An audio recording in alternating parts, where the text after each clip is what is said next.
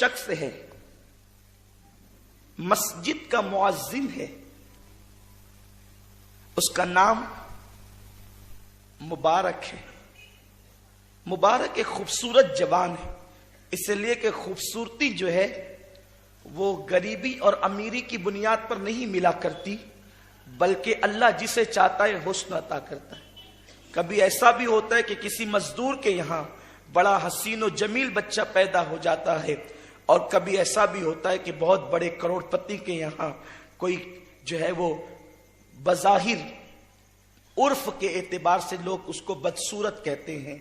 हालांकि दुनिया का कोई इंसान बदसूरत नहीं हो सकता, इसलिए कि अल्लाह ने इंसान को सबसे खूबसूरत मखलूक बनाकर पैदा किया। रंग काला है तो क्या हुआ, नाक छोटी है तो क्या हुआ, आंख छोटी है तो क्या हुआ, लेकिन अगर वो इंसान है तो वो खूबसूरत है।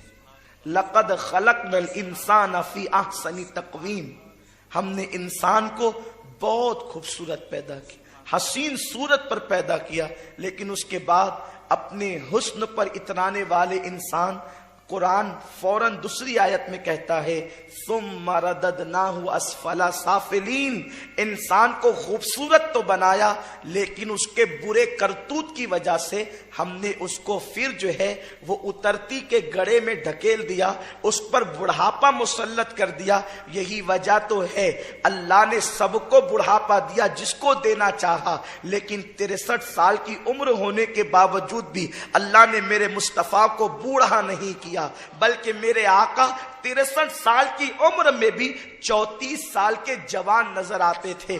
इसलिए आका को जो भी देखता ऐ जवान कहकर के पुकारता। हुजूर की उम्र शरीफ 63 साल की हो गई थी, लेकिन अभी 12 से 16 बाल भी दाढ़ी शरीफ के सफेद नहीं हुए थे।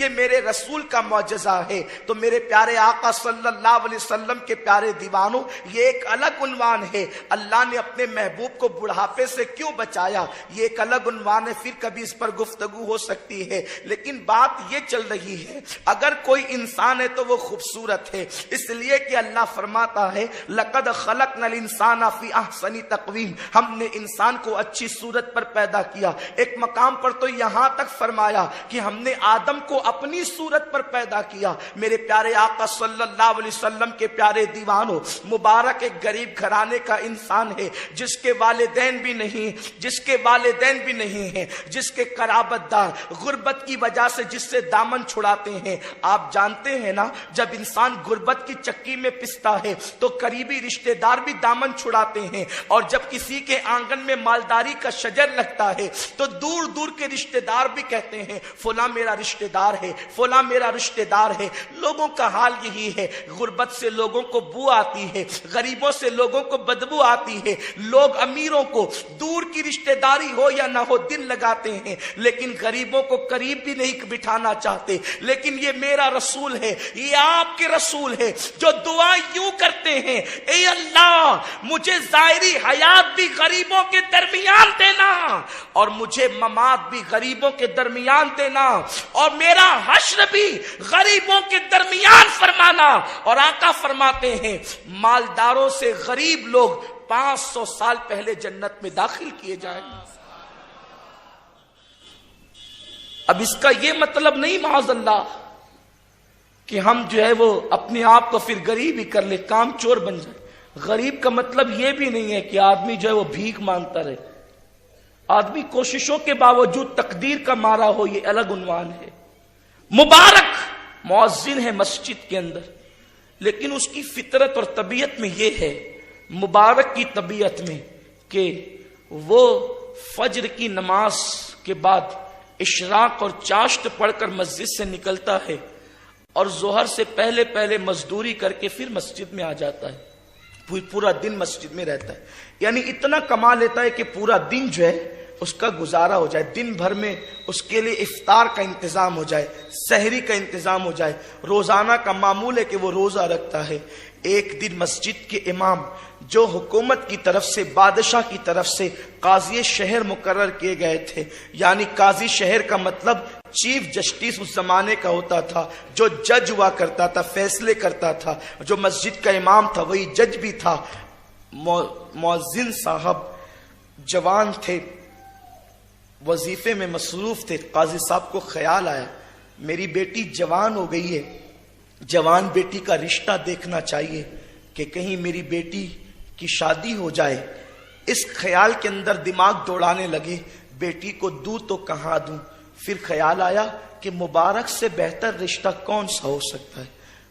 इमाम साहब काजी है, चीफ जस्टिस हैं, जज हैं, और बेटी के रिश्ते के लिए एक ऐसे इंसान का इंतखाब कर रहे हैं, ऐसे इंसान का जिसके पास खुद का मकान भी नहीं है, जो मस्जिद में सोता है। लेकिन बस फिक्र क्या है, उस जमाने के अंदर बेटियों को मालदारों के हवाले नहीं किया जाता था। सिर्फ यकीनन हर आदमी की ख्वाहिश है कि मेरी बेटी खुशहाल घराने में रहे, होना चाहिए, लेकिन हलालो हराम तो देखो। ऊंची बिल्डिंग देख ली, ये नहीं देखा कि हलाल कमाता है कि हराम कमाता है। खुश अकीदा है या बदअकीदा है। बस आजकल माल माल माल। वक्त का काज़ी शहर अपनी बेटी के रिश्ते के लिए मुबारक का इंतखाब करता है और खुद से मुबारक शादी क्यों नहीं करते। हजरत मेरा तो मकान भी नहीं है, मुझे बेटी कौन देगा। मुबारक अगर तुम हौसला करो, हिम्मत करो, तो तुम्हारी शादी बहुत अच्छे घराने में हो सकती है। मुबारक ने कहा मगर हजरत मुझे देगा कौन। तो काजी साहब ने बगैर झिझक के कहा मैं दूंगा, मेरी बेटी का निकाह मैं तेरे साथ कर दूंगा, इसलिए कि मैं तेरा किरदार देख रहा हूं, तेरा कैरेक्टर देख रहा हूं, तेरा अंदाज़े जिंदगी देख रहा हूं। मैं अपनी बेटी का निकाह तेरे साथ करूंगा। कोई अगवा पिछुआ नहीं, बल्कि बस एक सुसर होने वाला खड़ा है, होने वाला दामाद है, और दोनों के दरमियान बात तय हो रही है। मुबारक ने शर्मा कर कहा हजरत लेकिन ये मखमल में टाट का पेवन कैसा लगेगा। कहा वो कुछ भी हो, अगर तुम राजी हो तो मैं अपनी बेटी का निकाह तुम्हारे साथ करने के लिए तैयार हूं। तुम मकान का इंतजाम कर लो, किराए का कोई मकान देख लो। मुबारक ने कहा बहुत अच्छा। इंतजाम में लग गए, मस्जिद के करीब में किराए का मकान मिल गया। इतने इतने देने होंगे और फिर इतने रुपये जो है वो आपको रोजाना के हिसाब से अदा करने होंगे। अब ये है मुबारक का निकाह हो गया। मुबारक का निकाह हुआ। काजी साहब अपनी खूबसूरत चांद सी बेटी को शाम के वक्त मुबारक के उसी झोपड़े में पहुंचा देते हैं और उसके बाद वापस अपने महल की तरफ पलट जाते हैं। फज्र की नमाज में जब मुबारक नमाज के लिए आए तो चेहरे पर ना नींद का कोई असर था, न किसी और चीजों का असर था। वो लोग अहलुल्लाह थे, अल्लाह वाले थे, जो चेहरे देख करके रातों की दास्तानें पढ़ लिया करते थे। उसी को कहते हैं लिफाफा देखकर मजमून का पढ़ लेना। मुबारक को देखकर काजी साहब ने कहा बेटे मुबारक आसार कुछ अच्छे नहीं हैं। उन्होंने कहा हुजूर क्या फरमाते हैं, अब आप सुसर हो गए तो बाप के कायम मुकाम हो गए। पहले ही इमाम और आलिम की हैसियत से, काजी वो चीफ जस्टिस की हैसियत से आप मेरे लिए बड़े मोहतरम थे।